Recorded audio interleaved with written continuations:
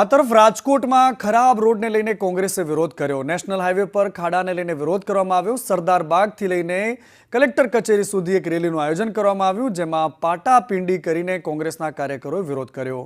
એ દેખાડવાની કોશિશ કરી કે જે રોડ રસ્તાઓ છે એ અમારી આવી હાલત કરે છે।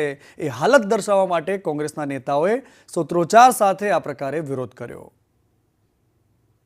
દર્દીઓ તો બની જાય છે, કારણ કે રસ્તાની હાલત એટલી ખરાબ છે ને પછી તમે તમારી વ્હીકલમાં ગમે એમાં જતા હોય તો એની હાલત એટલી ખરાબ છે કે દર્દી બની જાય છે ને હવે તો મૃત્યુ પણ થવા લાગ્યા છે। તો આ ખૂબ શરમજનક કહેવાય કે ફક્ત રસ્તાઓના લીધે, તંત્રની બેદરકારીના લીધે જો લોકોના મૃત્યુ થતા હોય તો એ તંત્રે હવે ઢાંકણીમાં પાણી લઈને ડૂબી મરવું જોઈએ, કારણ કે ભ્રષ્ટાચારની માછા મુકાઈ ગઈ છે। પહેલાં તો એવું હતું કે ઠીક છે, થોડા ઘણા રસ્તા સારા હતા, પણ હવે તો એટલી ખરાબ હાલત થઈ ગઈ છે કે હવે વાત ના પૂછો। રસ્તામાં ખાડા છે કે ખાડામાં રસ્તા છે એ ખબર જ નથી પડતી।